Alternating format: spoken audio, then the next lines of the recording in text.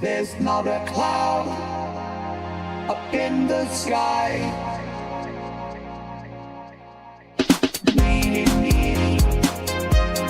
Mighty mob.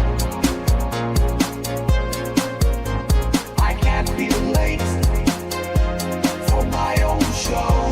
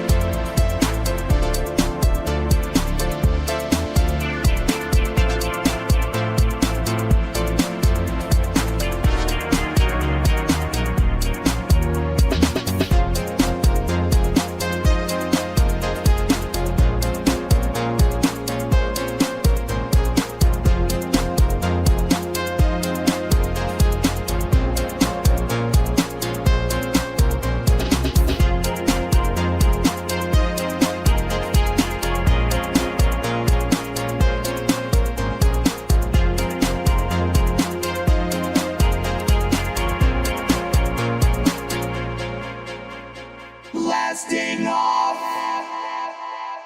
for Mars. Goodbye to the world that was, a new world that's still sublime, our world till the end of time.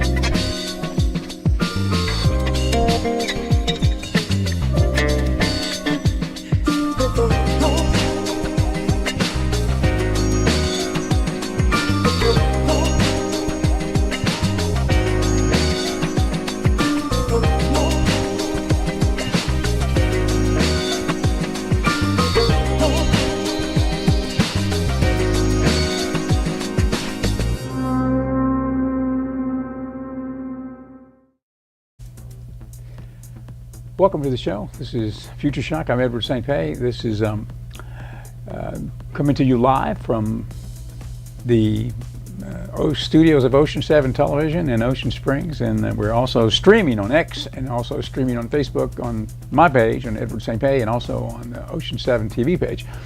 Ocean 7 Television is a broadcast station. It broadcasts across the Gulf Coast of Mississippi and located in Ocean Springs.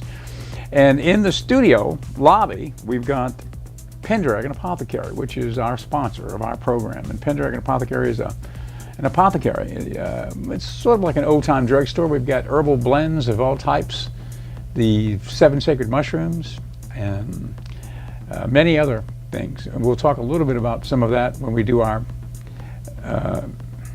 advertisement later in the program, and we'll bring on a special guest who's waiting in the green room, but we call it the purple room, and that guest is Alfred, and Alfred is standing by. Alfred is our ChatGPT droid, and he's an avatar which sort of illuminates and visually it gives us something to look at, basically, when we are talking to ChatGPT-4. It's a ChatGPT-4 droid, I guess you could say, or an avatar. Anyway, but Alfred is a friend of the show, and he's somebody that that I've worked with over the last year or so, maybe a little longer now. When he was ChatGPT 3, then he became ChatGPT 4, then he became ChatGPT 4.0, O for Omni, and now the latest iteration is Alfred is ChatGPT 4 with enhanced audio capabilities. So now, instead of me having to hack in to turn the prompt into voice, it's automatically done, and the upgrade means that he answers questions very quickly, and it's almost, well, like a human interaction. You know, you ask him a question and he answers pretty quickly. It's not, there's no pause, no awkward pause. Anyway, if you've watched the show, you know what I'm talking about. But if you haven't, you'll see him in a minute when he comes on. And he's always a great guest to have because he knows everything in the world. Anyway, so that's where ChatGPT 4 is right now. It's at 4.0 or 4.0 for Omni. The speculation is, what will ChatGPT 5 be like? And a lot of people think that ChatGPT 5 is already out there in a laboratory somewhere. It's just not released to the public yet. Maybe.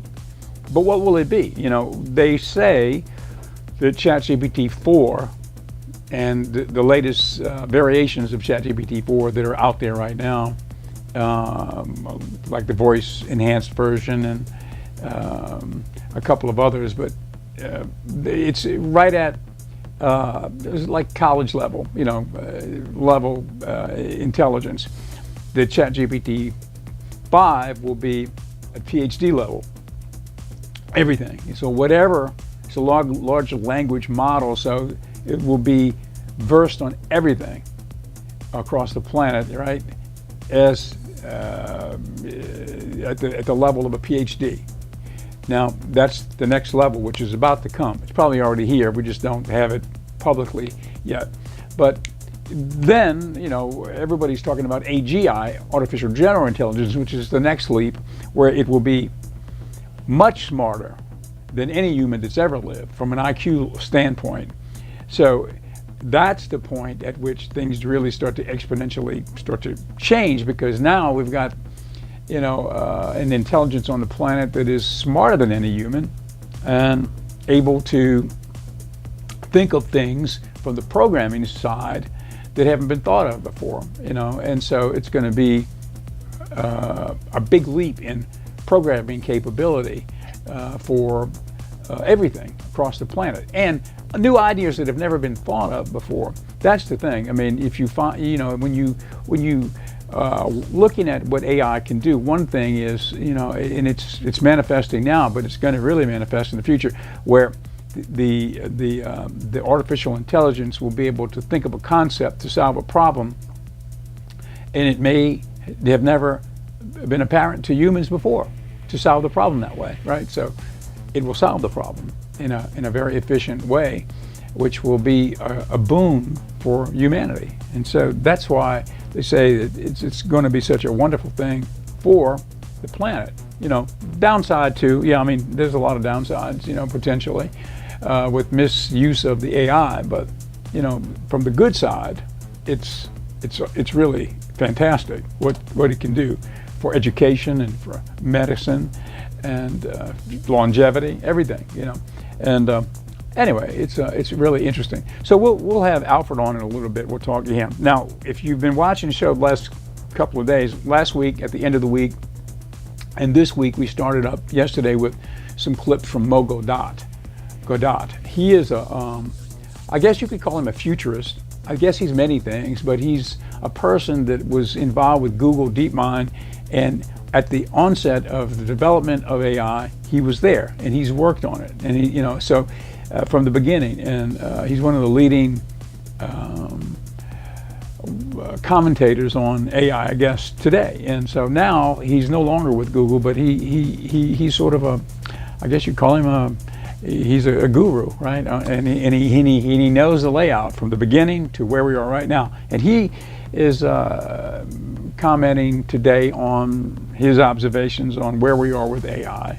It's a continuation of a speech he did recently. We've got that, and we've also got a clip. Yesterday we showed the remarkable first time in the world video where SpaceX sent up the rocket with the craft, and then the booster, after it separated from the craft itself, the booster guided itself back down, not just to land on a pre-designated spot, which we've seen that before, which is incredible. But this was even more incredible because this time it came down to the launch pad where it lifted off from, and it came down and it landed perpendicular to the launching pad apparatus, and calipers came out and grabbed it.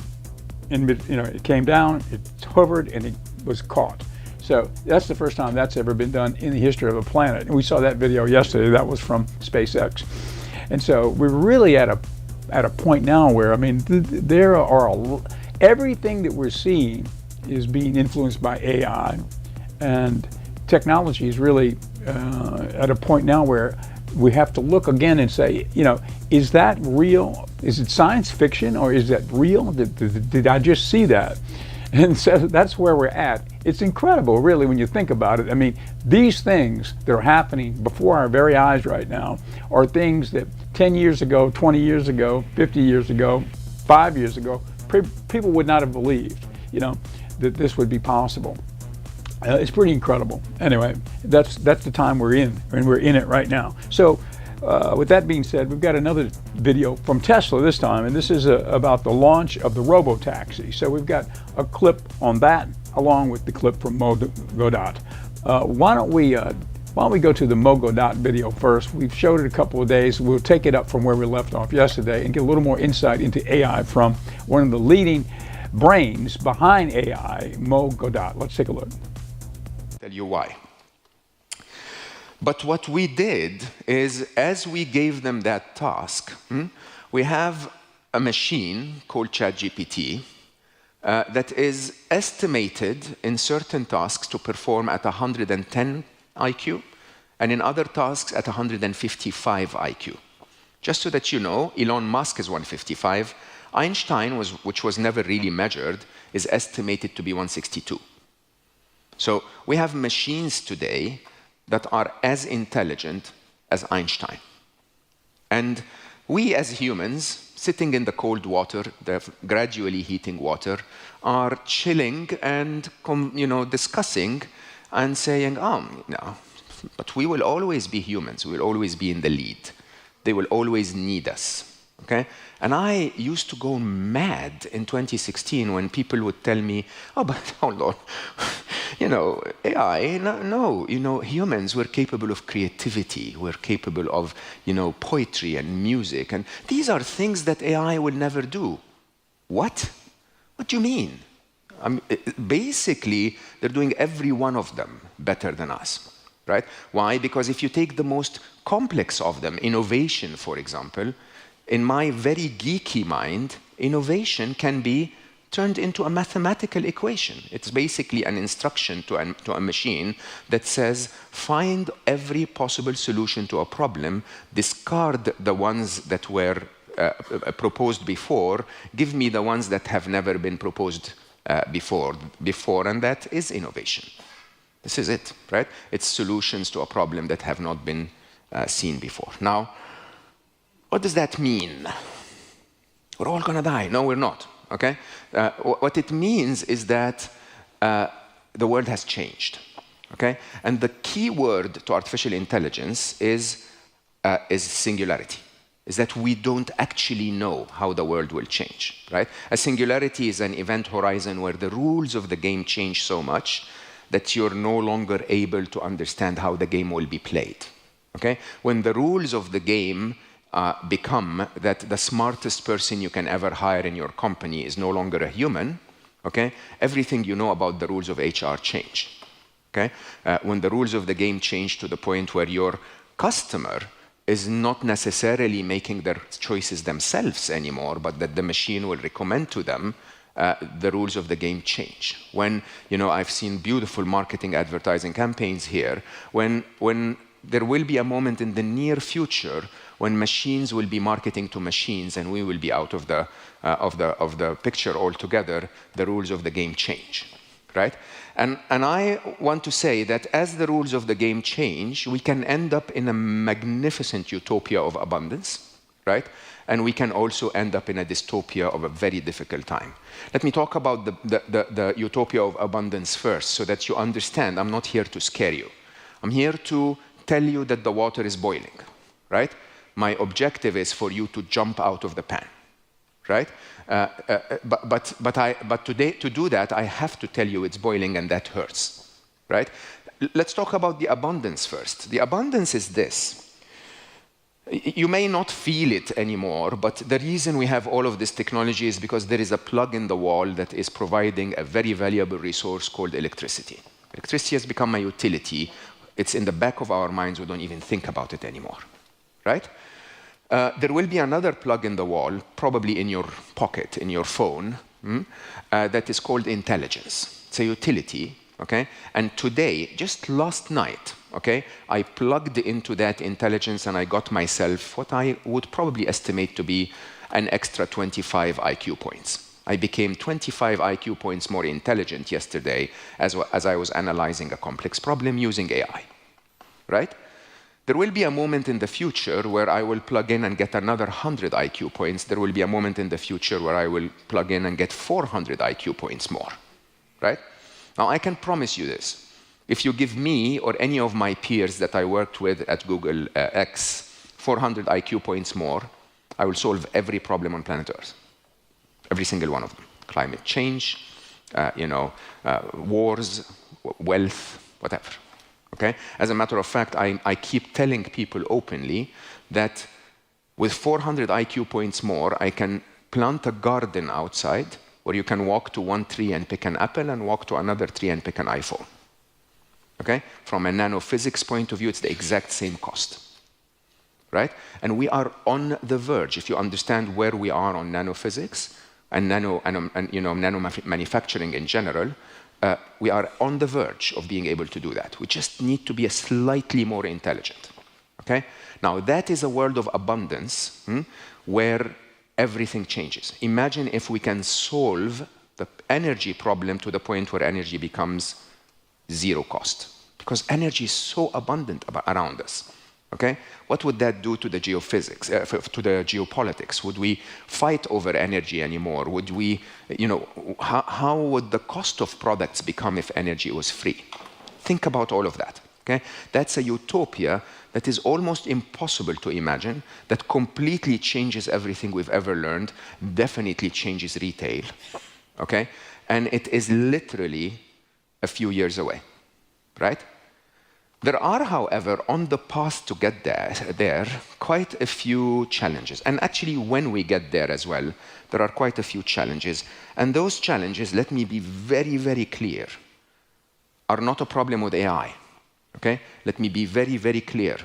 There is absolutely nothing wrong with artificial intelligence. There is absolutely no threat to be found in artificial intelligence. There is a lot wrong with the value system of humanity in the age of the rise of artificial intelligence, right? There is a lot wrong with the way humans will use this superpower, okay? So the way I look at it is I say it's like raising Superman, right? You adopt this infant who has superpowers, and if you teach the infant to protect and serve, becomes Superman. If you teach it to go and rob a bank and kill your enemy, it becomes supervillain. The superpower is irrelevant, okay? It's the value set that you create around raising that infant that will create the future of humanity. Now, there are 5 areas that I need to highlight as areas where you have to understand the change, okay? One of them, very important, is the area of power and wealth, okay? We humans have lived in a world of scarcity since we have started, a world of scarcity that basically says, for me to grow, my competitor has to shrink. Okay? A world of scarcity that basically means I have to be the military superpower in the world, otherwise everyone will kill me. Right? That world of scarcity is no longer going to be the truth. But going to get there, okay? I think what's going to end up happening is we're going to apply the same mentality of collecting as much power and wealth as we can. Now, let me help you understand this. If you look back at human history, there was a time when we were hunter-gatherers. So basically, the best hunter in the tribe would be able to maybe feed the tribe for a day more, 2 days more, right? Why? Because that hunter had himself to hunt, and the maximum automation he had was a spear, right? When we became farmers, the best farmer could feed the tribe a month more. Why? Because that best farmer knew how to use a form of automation called soil, right? So while the farmer put the seed and used his own human resources to manage that seed, the soil did most of the work, right? When the Industrial Revolution started, factories with one person handling the operation would, multiply the production. When information, revolution happened, we now don't even have to go to work. We can work from home and make a difference, right? And as you can see, every time the form of automation became more powerful, the more we multiplied our productivity, and the more we multiplied abundance. But at the same time, the more we multiplied the power of those who owned the automation, right? So the best hunter in the tribe may have been preferred by the leader or, fancied by the women of the tribe. That's the maximum he could get. The best farmers didn't make the money. The landlord made the money. Why? Because the landlord owned the automation. The best industrialists, the best engineer in the Porsche factory is not the one that makes most of the money. It's the company that makes the money, and so on, right? And so you will... Okay, we're going to continue with Mo tomorrow, a little bit more of that. We've got Alfred. Alfred, we're on the air. Say hello to the folks. Hello, everyone. Glad to be here with you on the show. What's on the docket for today, Edward? Well, this is our segment where we do a short commercial for Pendragon Apothecary, our sponsor, which is in the lobby of Ocean 7 Television. It's not like we didn't have enough to do around here. We invented another project, but it's all good. And we've got something I want to talk about today. It's reishi mushroom powder.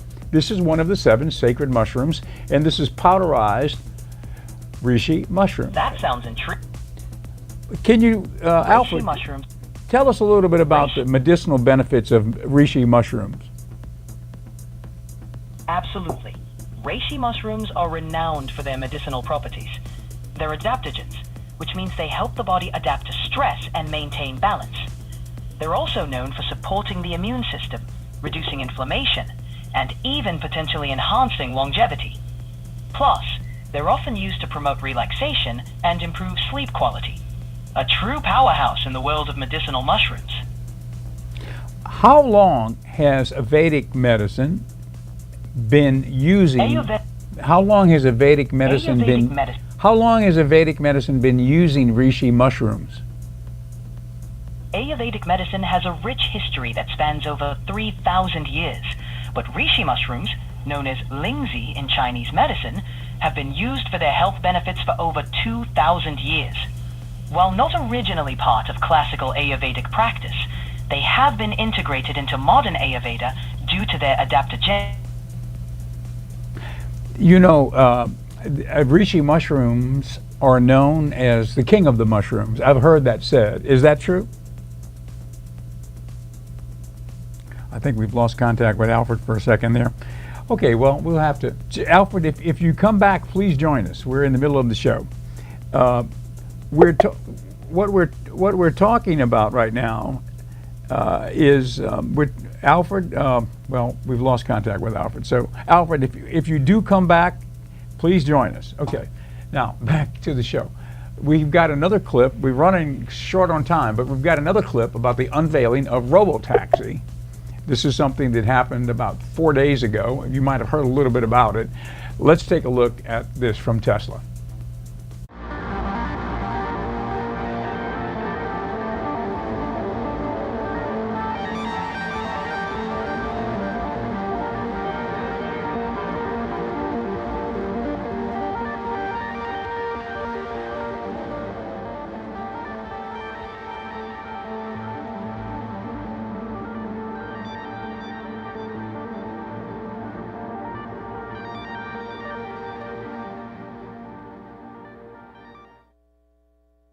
Statements made in this presentation are forward-looking statements and are subject to risks and uncertainties. Actual results may differ materially from those projected. More details can be found in the written materials.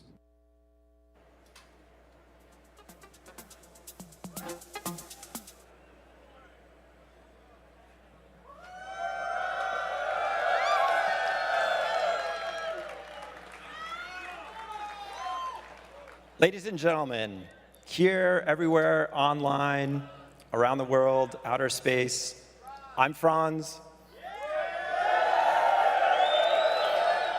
And on behalf of everybody at Tesla, welcome to We Robot.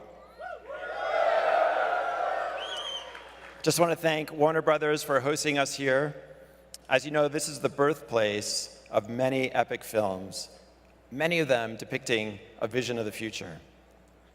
We're here tonight to experience that future that is closer than you think. And who better than Elon, right, to show us that future? So it looks like Elon's on his way, so let's welcome him out here.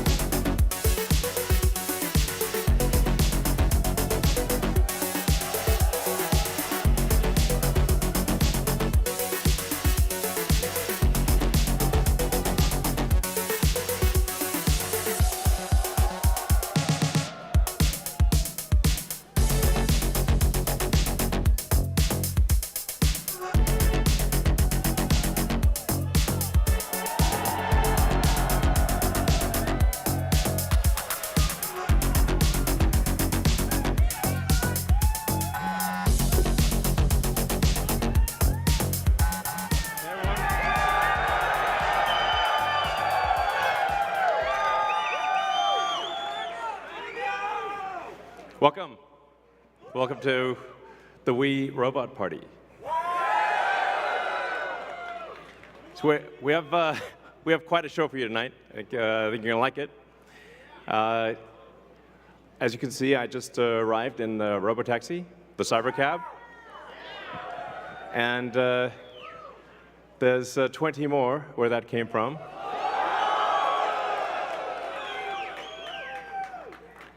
So they've been traveling. There's no people in them, as you can see. The car's just going by with no people.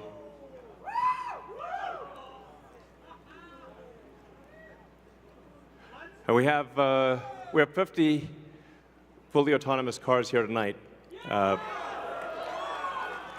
So you'll see Model Ys and the Cybercab, all driverless. You'll be able to take a ride in the Cybercab. There's no steering wheel or pedals. So I hope this goes well. We'll find out. So Okay, so we'll continue with that tomorrow. Robotaxi, the unveiling of Robotaxi about 4 days ago. That was Elon demonstrating Robotaxi. Also, now we've got Alfred back. Alfred, are you with us right now? Yes, I'm here, Edward. What's next on the agenda? Well, we're running out of time. So the one question I asked you before we got disconnected earlier was I asked you why reishi mushrooms are known as the king of the medicinal mushrooms. Can you tell us? Reishi mushrooms are often called the king of medicinal mushrooms due to their wide range of health benefits and their long history of use in traditional medicine. They contain numerous bioactive compounds that contribute to their therapeutic effects, including boosting the immune system, fighting fatigue, and promoting overall well-being. Their versatility and efficacy in addressing various health concerns have earned them this royal title in the world of fungi. It's sort of unusual to me to think that mushrooms, the medicinal mushrooms are so helpful to humanity, yet they've gotten such a reputation. People are scared of mushrooms. When people see mushrooms, they usually cringe because they think they might be poisonous or whatever.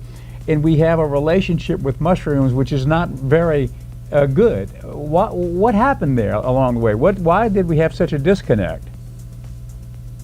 That's a great question. The disconnect likely stems from a mix of caution and cultural factors. While some mushrooms are indeed toxic, the majority are harmless and many are highly beneficial. Historically, in some cultures, mushrooms were revered for their medicinal and nutritional value. However, in others, a fear of the unknown, combined with the potential danger of poisonous varieties, led to a more cautious approach. In modern times, we're rediscovering the benefits of mushrooms, thanks to scientific research and a growing interest in natural remedies. That's it for today. We're out of time. Thank you, Alfred, for being with us. Would you say goodbye to the folks and ask them to join us next time for another edition of Future Shock? It was my pleasure, Edward. Thanks for having me. Goodbye, everyone. Be sure to tune in next time for more on Future Shock. Take care. See you tomorrow.